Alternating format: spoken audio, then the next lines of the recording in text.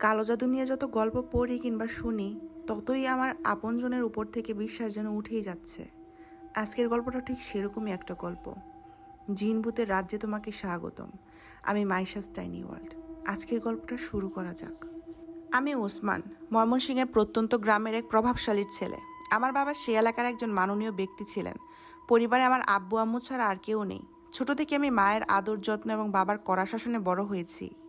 বাবা সবসময় আমাকে একটা কথা বলতেন, আমার যত সহায় সম্পদ আছে এ সবই তোমার, কিন্তু যে সম্মান এবং মর্যাদা আমি অর্জন করেছি এটা তোমার না। এই সম্মান এবং মর্যাদা তোমাকে ধরে রাখতে হবে। এমন কোনো কাজ করবে না যাতে তোমার সম্মানে ঠুনকো পরিমাণও দাগ লাগে।